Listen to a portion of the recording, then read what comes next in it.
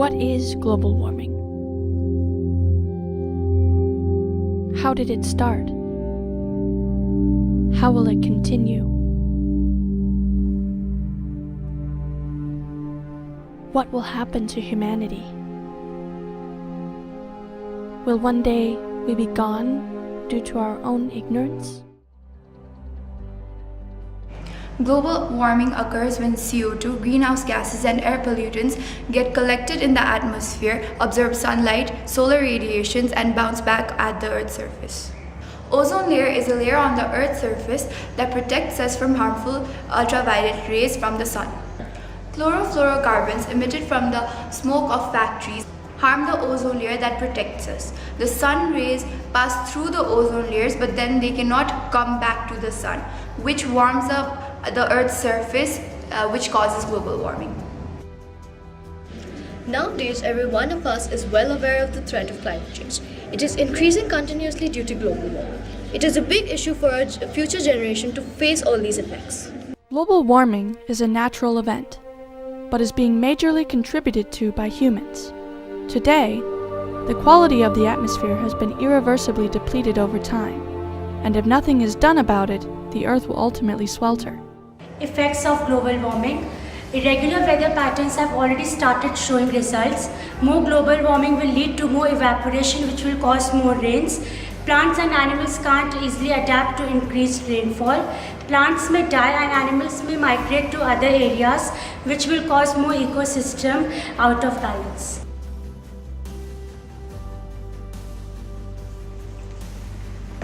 One of the effects of global warming are heat waves. Because of greenhouse effect and other causes, unexpected changes have occurred in the climate. Heat waves have changed the climate a lot. Because of that, a lot of deaths have taken place in the last 60 years.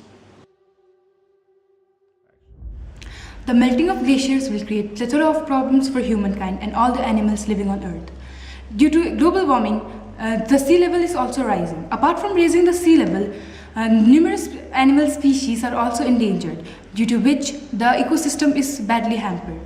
Another issue is the non-renewable characteristic of fossil fuels. It took nature millions of years to generate these resources. However, we will have used them up within the next decades. Alone, the shrinking power will not make it possible to continue as usual for a longer time. Americans are noticing changes all around them already. Summers are longer and hotter, and extended periods of unusual heat last longer than any living American has ever experienced. Winters are generally shorter and warmer.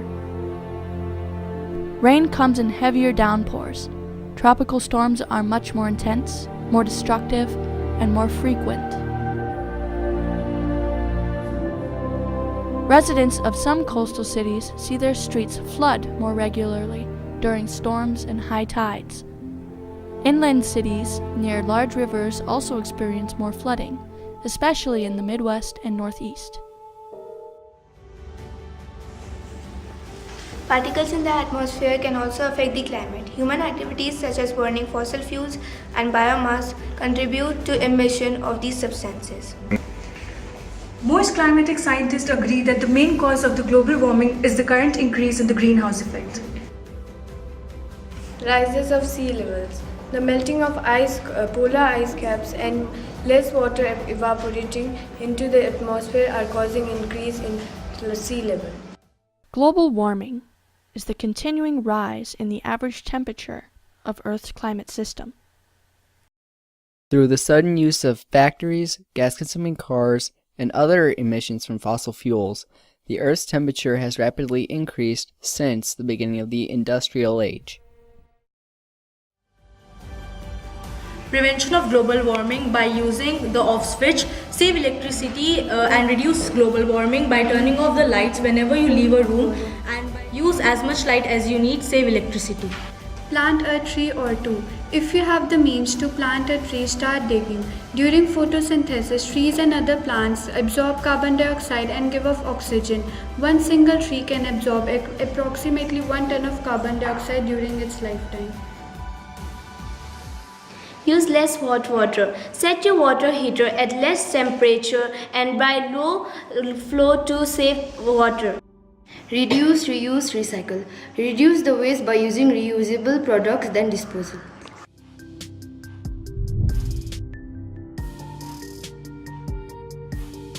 Transportation alone is responsible for about a third of all greenhouse gas emissions. Efforts to invent new, environmentally friendly means of transportation are seen as being extremely important, and maglev trains are at the forefront of these efforts. This technology has been in development for quite some time. Maglev, or magnetic levitation trains, work by using a series of electromagnets which are laid along the length of a rail. These magnets are controlled by an alternating current, and they repel magnets which are housed in the train itself, pushing it forward along the track, which the train never even touches. While efforts like these to reduce emissions are vitally important, other inventions aim to tackle greenhouse gases that are already present in the atmosphere. One company, Global Research Technologies, is developing an artificial tree made from a special resin. The resin reacts with carbon dioxide in the air, trapping it and removing it from the atmosphere. The CO2 can be released and then stored by adding water. Once the tree is dry, it's again ready to absorb a full load of gas. It takes one of these artificial trees just 1 hour to become completely saturated with CO2. In a similar technology, scientists in the Netherlands have developed a technique to coat concrete with titanium dioxide to create eco-paving, which behaves just like an ordinary paved surface, except that the chemical coating causes the concrete to absorb nitrogen oxides, another greenhouse gas. The trapped gases are converted by sunlight into harmless nitrates, which wash away in the rain and are then absorbed by the soil. This material has been tested in several areas in the Netherlands, which have reported up to a 40% decrease in nitrogen oxides after a short time. While the treated pavement costs 50% more than regular concrete, these results are promising, especially for use in large cities where air pollution is always an issue.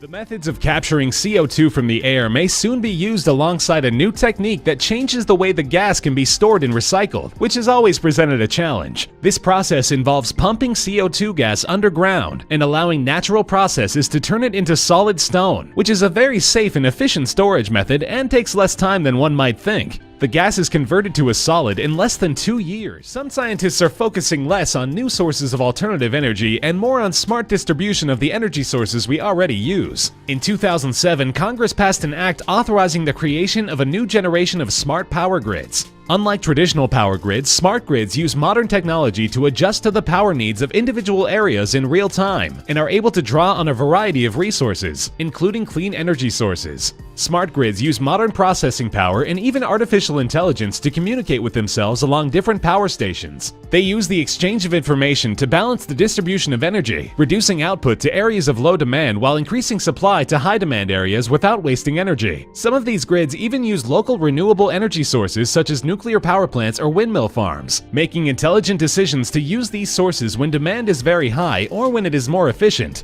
These types of grids are already in use in many European countries and in a handful of US cities, including Austin, Texas, and Boulder, Colorado. The European Union sees them as a key component in its energy strategy for the future, but cost concerns are causing delays in the United States.